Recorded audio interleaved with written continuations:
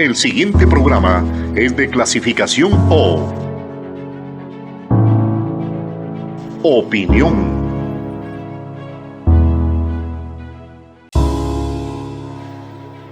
El siguiente programa es un espacio contratado. Curiquingue TV no se responsabiliza por las versiones emitidas.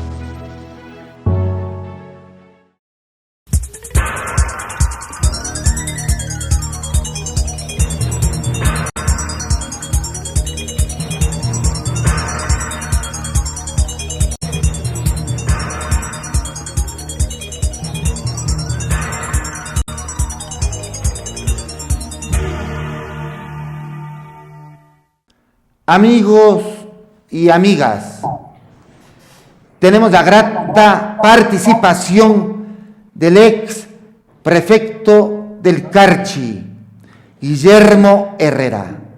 Muchas gracias realmente por la oportunidad. Muy buenas noches. Le escuchamos detenidamente, por favor. Hola Juan Pablo, qué gusto, gracias por la invitación, estamos a la orden. El caso del Porcho Cayenne se denunció, sobre todo, la presencia de este automotor que está a nombre de Industrial Molinera, empresa del Grupo Novoa. Dicho carro estuvo en la vivienda de uno de los sospechosos de la explosión respectiva en la bahía de Guayaquil, luego de que éste fuera detenido. Ahora resulta que el vehículo trasladaba a una empleada de limpieza, que por coincidencia es vecina del sospechoso Iván Ballesteros. Todo esto de acuerdo al abogado del Grupo Novoa. ¿Qué le parece? Bueno, mira Juan Pablo, vivimos en una sociedad en donde cada vez pesa menos la verdad, ese valor que tenían nuestros padres, nuestros abuelos, de la palabra, de la firmeza, de que si ofrecemos algo hay que cumplirlo, y que esto, tratándose de las autoridades nacionales, presidentes de la República, era muy bien valorado. Ahora se ha hecho común mentir, no hablar con la verdad, ofrecer cosas que no se van a cumplir y sin ni siquiera sonrojarse, hacer todo lo contrario ya cuando estás en el poder. Para que la sociedad ecuatoriana salga adelante, uno de los elementos fundamentales es la institucionalidad, la confianza de los ciudadanos en sus instituciones, y una de estas instituciones más importantes es la justicia. Pero ¿qué decimos ahora de la justicia? Vemos que la práctica de la política se ha judicializado, que si eres enemigo, contendor político, tanto la fiscalía como los jueces te dan con todo. Si hay jueces que quieren estar en la imparcialidad, ejerciendo justicia de acuerdo a sus convicciones y a lo que diga el caso, entra un actor político que es el Consejo de la Judicatura a sancionarles, a desacreditarles. Entonces tenemos una justicia que responde no a la legalidad, sino al poder político de turno. Tenemos una fiscalía que en los casos como este que tú mencionas se hace de la vista gorda, y tenemos en otros casos que es muy ágil cuando precisamente se trata de una persecución política.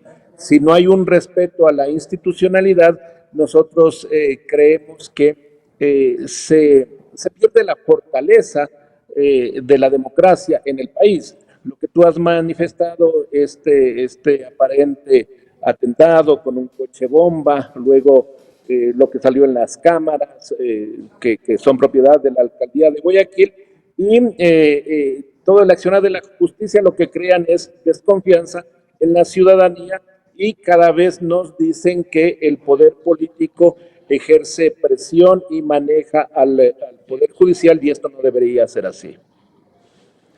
El financiamiento de las marchas por parte del gobierno nacional en contra de la Corte Constitucional. Algunos pagaron dicha movilización. Pancartas y sobre todo alimentación.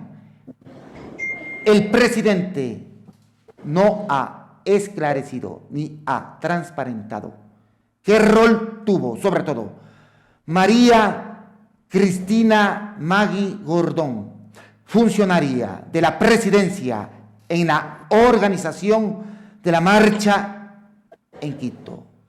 El cuento del gallo pelón de que todo fue una iniciativa ciudadana. ¿Qué le parece? Bueno. Mientras tanto, perdón por la interrupción, mientras tanto, mutis en el foro por parte de la Contraloría General del Estado ecuatoriano.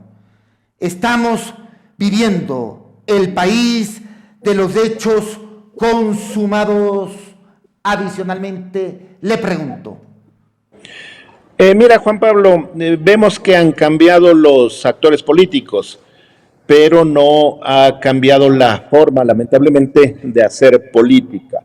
Las marchas que tú estás hablando, cuando el presidente buscó un enemigo y nos mostró que su enemigo era la Corte Constitucional y lo pintó como el enemigo de las luchas y los cambios que él quiere emprender, y movilizó una gran parte del Estado, de los funcionarios públicos para una marcha, lo que no está permitido por la ley. La Contraloría no va a actuar, no ha actuado con otros gobiernos, no va a actuar con este, por eso digo que han cambiado los actores, pero las prácticas se mantienen, quizá se profundizan. Pero lo lamentable de esto es el papel, y esto es una opinión muy personal, de la Corte Constitucional. Hizo tanto ruido que se oponían, y luego fueron tan expeditos y en menos de 48 horas le dieron paso al gobierno para que pueda tener su consulta. Luego, ¿qué hizo el Consejo Electoral? Ya sabemos, la señora Tamaín, a quien responde al gobierno que sea de turno, y es así que los ecuatorianos el próximo 16 de noviembre iremos a una consulta. Iremos a gastar $60 millones en condiciones complicadas económicamente para el país. Iremos a responder 4 preguntas que no solucionan para nada la problemática de violencia, de seguridad que vive el país, peor aún la problemática económica, y lo que está haciendo este gobierno dentro de una estrategia de confrontación es buscar el enemigo. El enemigo es el crimen organizado, el enemigo ahora que no lo deja actuar es la Constitución, hace unos meses era el dinero, por eso nos incrementaron el IVA, ahora se va a vender la idea que con una nueva Constitución se van a solucionar los problemas del país, y si el 16 de noviembre gana la propuesta del presidente, tendremos el siguiente año 2 elecciones más. Hasta eso seguiremos en campaña, el Estado seguirá movilizando los fondos públicos para impulsar las propuestas del gobierno ecuatoriano, y seguiremos descuidando aquellos temas importantes, fundamentales, que son los económicos, los sociales. Democracia plebiscitaria por parte del gobierno nacional vive sumergido en una campaña electoral. ¿Por qué? Tanto asistencialismo, tanto clientelismo político protagonizado por parte del gobierno nacional. Adicionalmente, le pregunto, don Guillo. Mira, Juan Pablo, nosotros vemos que hay gran incapacidad no solamente del gobierno, sino de todo su equipo, de sus funcionarios, que no tienen experiencia en la función pública, quizá vienen del sector privado, de otros sectores, y no han demostrado tener una gran capacidad a la hora de manejar la cosa pública, y el gobierno, con una estrategia de mantener ocupados a los ecuatorianos, discutiendo temas secundarios, manteniéndonos en elecciones, va a pasar el tiempo. Pero nosotros vemos que es una gran estrategia de un sector económico al que representa el gobierno, el sector agroexportador, que ahora quiere un cambio de negocio, por decirlo así.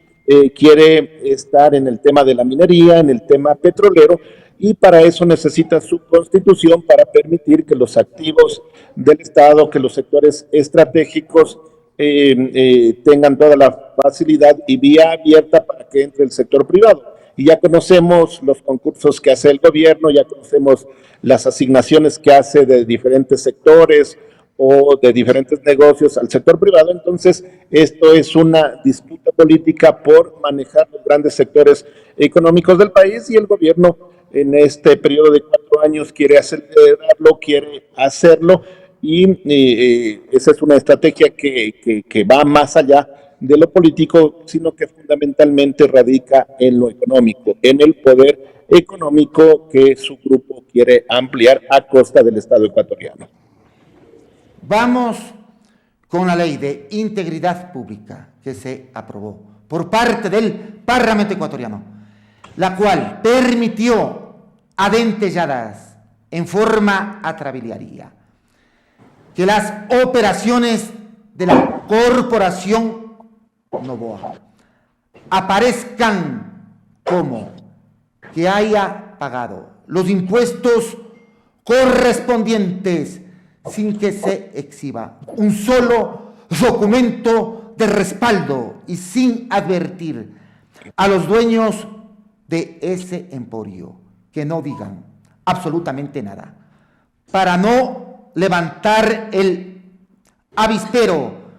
Prácticamente se desvaneció, se evaporó la deuda de 95 millones de dólares norteamericanos que el grupo Noboa mantenía con el Servicio de Rentas Internas. ¿Qué le parece? Mira, hemos llegado al colmo que ahora ni siquiera se guardan las formas, ni siquiera se disimula una ley que ha servido para perdonar las multas en un proceso que en algunos casos ya tenía el reconocimiento por parte de la justicia de las deudas de ese grupo con el Estado ecuatoriano, y otro monto todavía estaba en litigio. Sin embargo, eso es la utilización del poder político para beneficiarse económicamente, pero el gobierno está sintonizando el deseo, la duda, canalizando de cierta manera el miedo y el odio de los ecuatorianos frente a los problemas de inseguridad, frente a los problemas económicos, y está dejando pasar por alto estas acciones que en otro momento habrían sido de escándalo para la opinión pública nacional y le habrían costado el puesto a cualquier gobierno. Entonces es una nueva forma de hacer política, ya no se cuidan las maneras, las formas, se utiliza descaradamente el poder político para beneficios económicos, y esa es la realidad en la que vive el Ecuador, esa es la realidad en la que vive el país, y la pretendida intención de que luego de la consulta de noviembre y de los otros procesos electorales se tenga un modelo de bipartidismo en el Ecuador, representado por el sector de la derecha, el sector agroexportador ecuatoriano, y por otro lado representado por la pseudo izquierda de la Revolución Ciudadana, sin dar cabida a otros sectores de opinión, sin dar cabida a otros actores políticos que son importantes. Entonces siempre han soñado con un bipartidismo para seguirse repartiendo el país, como ya lo han hecho en algunas ocasiones, y me refiero prácticamente al partido de gobierno y al partido de la Revolución Ciudadana. Vamos con el registro por parte de la Alianza de Organizaciones de Derechos Humanos. Aproximadamente son 172 personas detenidas. Detenciones que ya han sido documentadas, 282 personas heridas, muchas de ellas con balas y también con impactos de bombas lacrimógenas y también con perdigones. ¿Qué le parece? La criminalización y sobre todo la judicialización de la protesta social por parte del gobierno nacional, exabruptos desafueros por parte de este régimen fascista. Le pregunto adicionalmente, don Guillo. Bueno, tú has dicho, Juan Pablo, algo importante. Se miran algunas características que son preocupantes en el país. Estas características de regímenes fascistas, primero con una propaganda masiva sobre la figura del presidente, sobre las acciones que realiza el primer mandatario, con un control de los medios de comunicación públicos y privados. Y en segundo lugar, el uso excesivo de la fuerza ante cualquier detractor, ante un grupo y una organización social del país. Entonces, ha sido lamentable, doloroso ver que a través de la propaganda se ha incidido sobre la opinión de los ciudadanos y vemos que resurgen estos términos discriminatorios hacia lo indígena, renegando de lo que somos. La mayoría de los ecuatorianos tenemos una gran carga, una gran presencia de lo indígena y hoy se reniega de eso, se les echa la culpa, cuando deberíamos nosotros agradecerles porque han sido el sector que históricamente ha defendido las conquistas sociales que tiene el país, que tiene la ciudadanía. Entonces el uso excesivo de la fuerza policial, de la fuerza militar, con muertos, con heridos en las comunidades, ya quisiéramos ver los ecuatorianos que todo ese peso del Estado caiga sobre los grupos criminales, los grupos de delincuencia organizada, pero no, frente a eso el ejército y la policía pone pretextos, dice que la Constitución no le permite, que las leyes no le permiten, pero para perseguir a ciudadanos, a campesinos, a trabajadores que están ejerciendo su derecho constitucional a la resistencia, a la protesta, ahí sí cae todo el peso del Estado y todo el peso de la justicia. Y lo que tú has dicho, eso es preocupante, son las características las características que lo hemos visto en la historia de regímenes fascistas, es decir, eso es preocupante para la democracia del país y para lo que viene a futuro. La campaña anticipada para la consulta popular. Tenemos un Consejo Nacional Electoral cobarde, contemplativo, pusilánime, totalmente ausente, que aplica la normativa en contra de los más débiles. Las redes sociales son utilizadas agrestivamente, alegremente para hacer campaña, sin ningún control. ¿Qué le parece? Mira, con lo que pasó en el proceso electoral anterior, se inclinó la cancha tremendamente, excesivamente, por eso te decía que ya no se guardan ni siquiera las formas. Te pongo solamente un ejemplo, una funcionaria pública que estuvo repartiendo cocinas en plena campaña, se olvidaron de presentar a tiempo la denuncia y el contencioso le liberó de cualquier culpa. Y en cambio, a otros funcionarios que postearon algo en un Twitter, ellos sí sancionados y multados. Es decir, no tenemos confianza en el Consejo Nacional Electoral. Repito, por tercera vez ya no se guardan ni siquiera las formas. La señora Atamaín tiene a su hermano de funcionario diplomático del gobierno en Estados Unidos. ¿Qué más puedes esperar?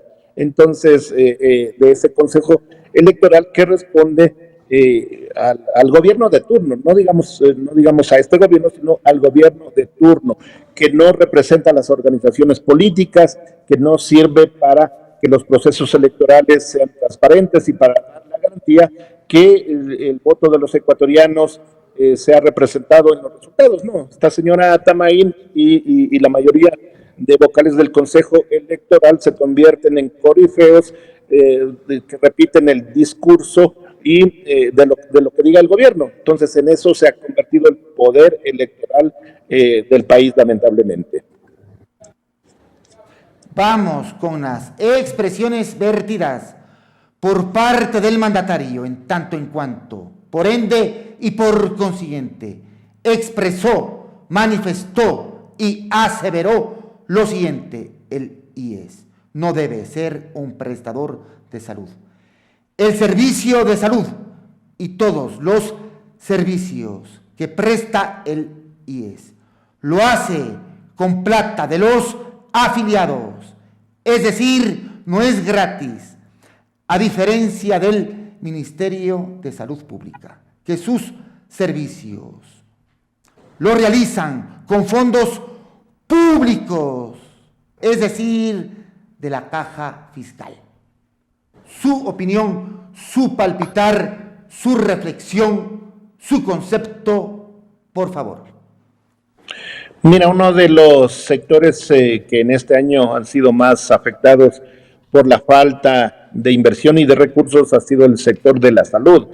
Hemos visto a través de los medios de comunicación tradicionales y no tradicionales la falta de insumos, de medicamentos, de implementos, la demora en el pago a las empresas y las personas que prestan los servicios de alimentación, de limpieza.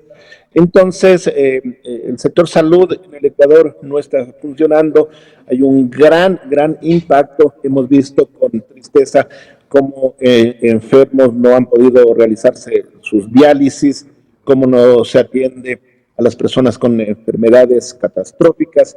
Entonces hemos visto escenarios tristes, lamentables, yo diría hasta de terror. En este marco, ¿qué es lo que propone el gobierno?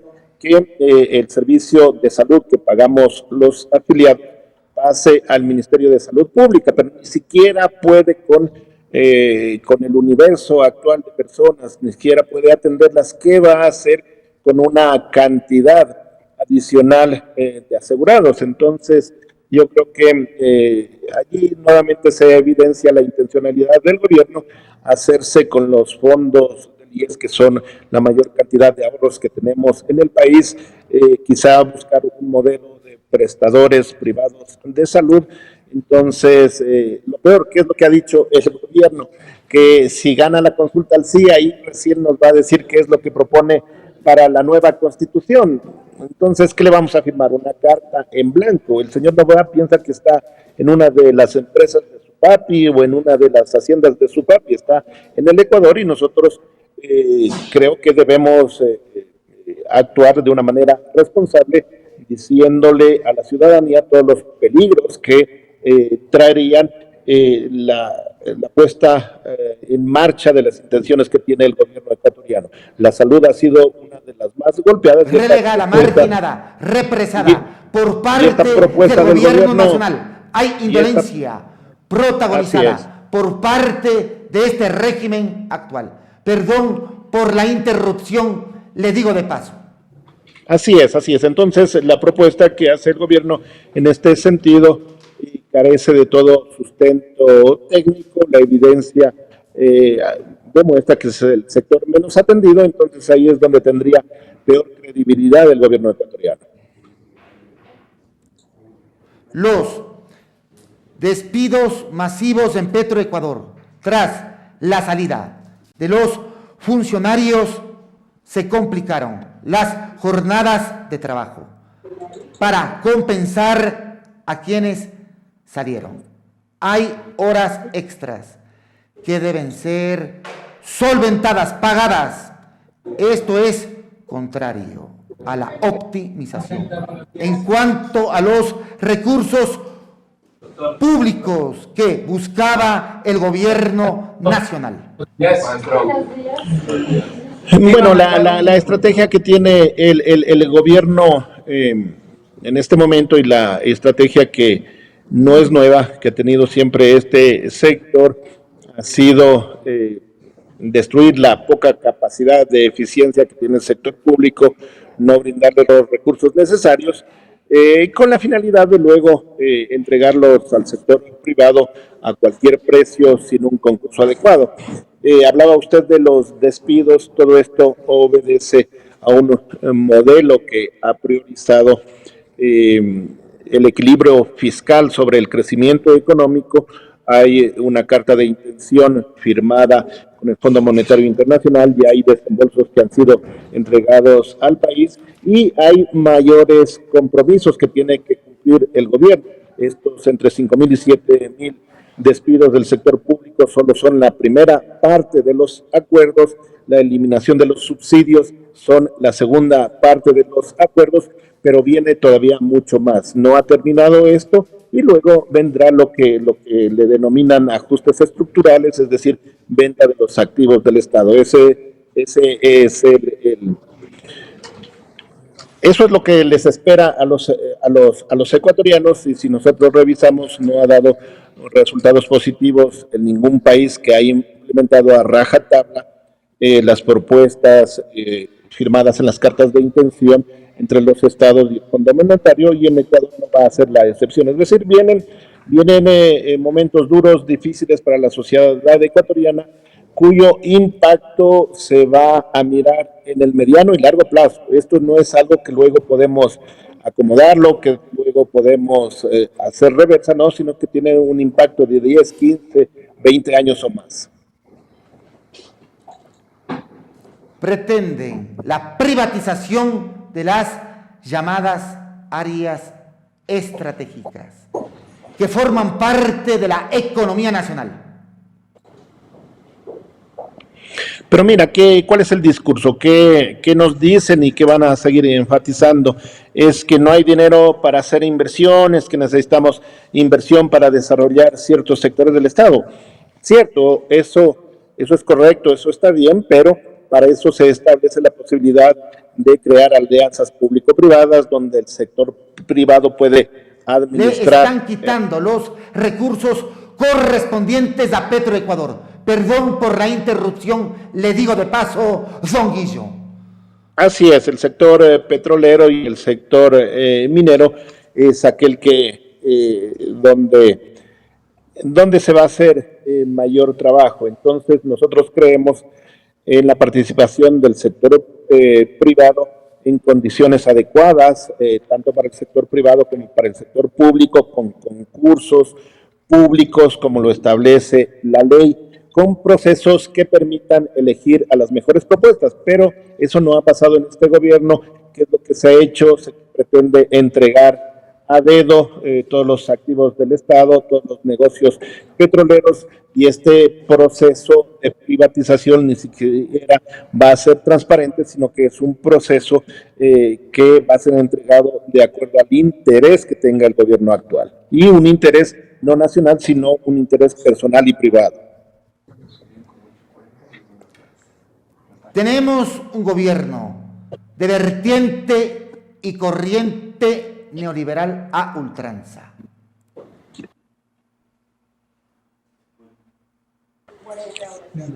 Tenemos sobre todo una estrategia que busca concentrar mucho más el poder político. Recuerde usted que tenemos grupos, sectores económicos que lo que buscan es alcanzar el poder político, pero no les basta con eso. Ya tienen el poder político, pero quieren ese poder político más concentrado, no de acuerdo a una democracia con pesos, con contrapesos, cooptar las instituciones del Estado, cooptar el resto de funciones como ya lo han hecho, la función judicial, cooptar la función electoral y manejarlo todo desde una concentración del poder en el Ejecutivo. Es decir, luchar por el poder político dentro de un marco democrático está bien, es lo que corresponde, pero lo que están haciendo es una gran concentración para impulsar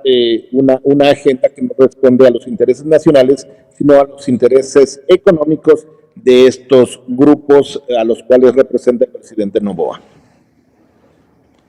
Incluso habría más concentración del poder si se aprueba la nueva Carta Magna, por darle y citarle un ejemplo respectivo, don Guillo. Así es, lo que nosotros vamos a ver es seguramente algunos modelos que se implementaron a finales del siglo pasado en algunos países de la región, que no dieron resultados, administradoras de fondos de pensiones, prestadores privados de salud, si nosotros hablamos de salud y seguridad privada, una suerte de meritocracia para acceder a la educación pública universitaria. Recordemos que hoy esa meritocracia ya existe, que hay pruebas, que se hace cómputo con el desempeño de los estudiantes, y si bien es cierto la educación superior es pública y gratuita, se hace en base de méritos, pero lo que se viene es profundizar esto, que solamente quienes tienen recursos económicos puedan acceder a la educación universitaria, y aquellos sectores pobres, populares, únicamente los que tienen los más altísimos puntajes para ir con especies de beca. Si eso quieren hacer en salud, si eso quieren hacer en educación, viene un componente también de activos del Estado, de recursos potenciales del Estado, que todos quieren hacerse desde una visión privatizadora. Entonces, está muy claro el libreto del gobierno ecuatoriano, y viene una disputa desde el 16 de noviembre entre dos modelos. Yo no diría un modelo neoliberal y un modelo progresista. Viene una disputa dentro de un modelo depredador que busca el crecimiento de cierto sector económico, y un modelo que pretende defender los derechos de los ecuatorianos, defender la equidad y defender la vida. Y por supuesto, nosotros estaremos siempre en el lado correcto, defendiendo la justicia social, defendiendo la equidad y el derecho de los ecuatorianos a tener esperanza y a vivir en una sociedad que les brinde oportunidades, no que se les niegue esas oportunidades, y donde la equidad sea el elemento fundamental para el desarrollo de la sociedad ecuatoriana. ¿Ganará la consulta popular respectiva el gobierno nacional o sufrirá un revés político electoral? Su opinión, su palpitar, su reflexión, su concepto, por favor. Le escuchamos detenidamente. Don Guillo. Bueno, pues es tarea y obligación de todos los demócratas del país, sean de centro izquierda, de centro derecha, de cualquier sector de ideología política, garantizar la democracia en el Ecuador y hacer todo lo que esté en nuestras manos por hacer una resistencia a las pretensiones del gobierno. Entonces nosotros estamos convencidos que el 16 debemos ir a las urnas a decirle no al gobierno, no a su incapacidad, no a su autoritarismo, y nosotros estamos listos y dispuestos a seguir trabajando y a seguir resistiendo para construir una sociedad verdaderamente democrática. El pueblo, el conglomerado social, ¿se va a revelar en las urnas o no? Aspiramos que así sea, aspiramos decirle ya basta de autoritarismo, ya basta de esta manera de hacer gobierno que no piensa en la mayoría de ecuatorianos. La compra de 2 medios de comunicación por 2,6 millones de dólares norteamericanos por parte del asambleísta gobiernista Luis Alvarado Campi. Ahora resulta que Galamedios, empresa de dicho asambleísta, es gerenciada por parte del suegro de la vicepresidenta del Parlamento ecuatoriano, Michelle Mancheno. Se habrían utilizado dineros públicos para dicha compra. Se estaría configurando el tipo penal que se llama peculado, un delito que jamás prescribe, o habría presunto caso de lavado o enriquecimiento ilícito. Su opinión, su palpitar, su concepto, por favor.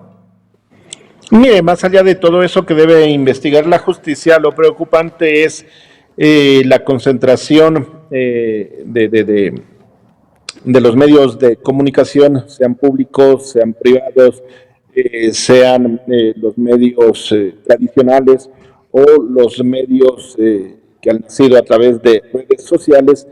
¿Y cuál es el mensaje al país? Tenemos dinero, podemos hacer lo que quieran. Si hay un medio que investiga, si hay un medio que hace periodismo de investigación, lo compramos y nosotros manejamos el criterio editorial de ese medio. Es decir, mientras tenemos el poder económico, podemos hacer lo que sea en el país. Y eso no es así. Y eso en una democracia moderna no está permitido, no debe estar permitido, y por eso mismo es la resistencia a la que me he referido. Ahora la resistencia ya no viene en las calles, ahora tenemos que hacer una resistencia en las urnas. Muchas gracias realmente por la oportunidad. Para terminar, los medios están plegados, adocenados al gobierno nacional. Mire, hay que ver los grandes medios a quién le pertenecen, entonces no es un asunto de editorial, es un asunto de interés económico. Los periodistas pues son empleados de esos medios y el dueño del medio es el que impone qué hacer, qué decir, qué investigar y qué no investigar. Pero ecuatorianos, con esto me quiero despedir. No hay que perder la esperanza, no hay que perder el poder de organización. La sociedad ecuatoriana nuevamente tiene la oportunidad de decirle al gobierno de turno, de decirle al señor Noboa, basta. Los ecuatorianos amamos la libertad, la democracia y la equidad. Los ecuatorianos no somos parte de una hacienda del presidente de la República, somos un Estado con ciudadanos pensantes y que amamos, repito nuevamente, amamos la libertad, la equidad y el desarrollo que nos brinde oportunidades a todos. Así que el 16 de noviembre vamos a las urnas a decirle, no, señor presidente, no le damos una carta en blanco, nosotros queremos un gobierno que trabaje en beneficio de todos los ecuatorianos y no solamente de los intereses económicos de su familia. Muchas gracias realmente por la oportunidad. Saludos cordiales, muy amable.